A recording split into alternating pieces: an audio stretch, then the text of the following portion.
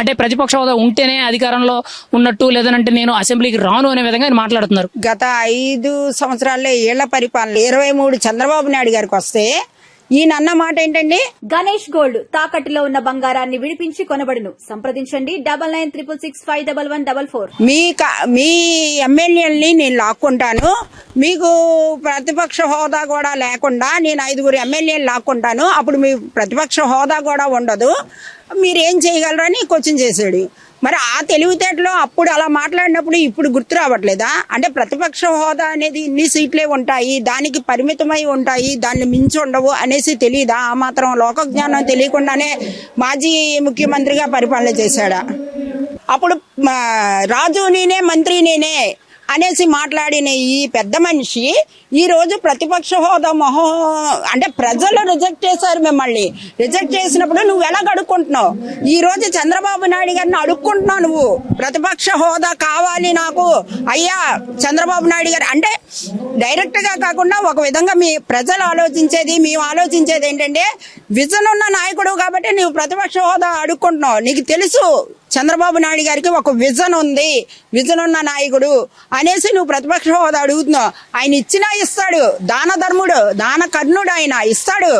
నువ్వు అన్నిసార్లు అడుక్కుంటున్నావు కాబట్టి. అంటే ఇక్కడ జగన్మోహన్ రెడ్డి గారు అవమానాలు చేసిన తప్పులన్నీ కూడా తన మీదకి మళ్ళీ మెడక చుట్టుకుండా ఆయన భయంతోనే రావట్లేదంటారా?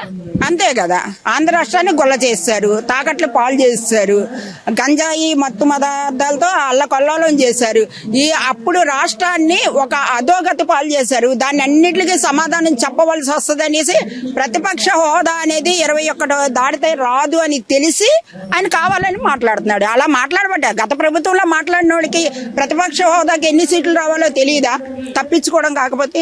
జగన్మోహన్ రెడ్డి గారు 3 రోజుల అసెంబ్లీ సమావేశంలో ఒక్కరోజు రాలేదు, సవాళ్ళను కూడా స్వీకరించలేదు. దీని మీద మీరేమంటారు? మెగా డిఎస్సీలో అవకతవకలు అనేవి జరిగితే ఫస్ట్ రోజే వచ్చేవాడు ఆయన.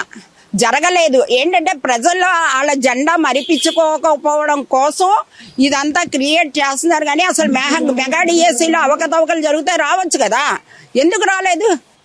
ఎందుకు రాలేదండి? మీరు మమ్మల్ని క్వశ్చన్ వేయడం కాదు, మీడియా ముఖంగా ప్రజలు మేము అడుగుతున్నాం మిమ్మల్ని. జగన్మోహన్ రెడ్డి గారు మీరు డిఎస్సీలో అవకతవకలు జరిగాయి అంటున్నారు కాబట్టి మాకు న్యాయం చేయండి జగన్మోహన్ రెడ్డి గారు.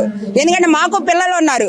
మీరు అసెంబ్లీకి వచ్చి లోకేష్ గారు ఓపెన్ ఛాలెంజ్ ఇస్తున్నారు కాబట్టి సమాధానం చెప్తే ఆ మెగా డిఎస్సీలో ఉద్యోగాలు అనేది రానోళ్ళకి బట్టే అవుద్ది కదా. జగన్మోహన్ రెడ్డి గారే మళ్ళీ సీఎం అనేటట్టు ప్రచారాలు జరుగుతున్నాయి. ఏ సోషల్ మీడియా అండి? వాళ్ళ సోషల్ మీడియాలో ఇంటింటి తెలుగుదేశం అన్న కార్యక్రమం ఒకటి పెట్టారు. డోర్ టు డోర్ క్యాంపెయిన్ వచ్చింది. ప్రతి వాళ్ళు తెలుగుదేశానికే ఓటేస్తామన్నారు. కాబట్టి 2029లో కూటమి పాలన తథ్యం, వాళ్ళు కూటమి పాలన వస్తేనే రాష్ట్రం అభివృద్ధి చెందింది. చంద్రబాబుని ఈసారి దింపేసి మళ్ళీ జగన్మోహన్ రెడ్డిగానే అధికారంలో తెచ్చుకోవాలన్న ప్రజలు అభిప్రాయపడుతున్నారంట కదా.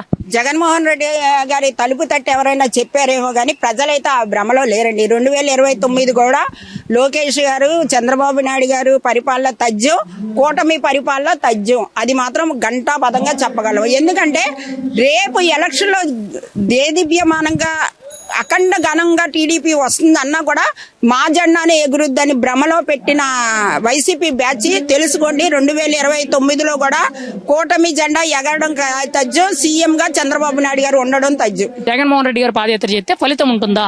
ఏమండి, జగన్మోహన్ రెడ్డి గారు పాదయాత్ర చేసినప్పుడు అప్పుడు తల్లి సహకరించింది, చెల్లి సహకరించింది, తండ్రి అంటే లేని తండ్రి కూడా ఆయన ఇమేజ్ సహకరించింది.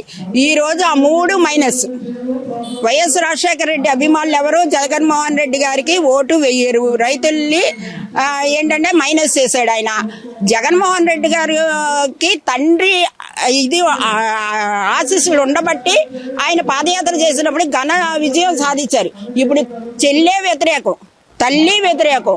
కాబట్టి ఈ పాదయాత్ర అనేది చేసిన ఆయన తెలుసు. నాకు తెలిసి క్రిత సంవత్సరం నుంచే పాదయాత్ర అంటున్నారు కానీ చేయలేదు. చేసిన ఆయనకి బ్రహ్మరథం పట్టడం అనేది ఉత్తి మాట.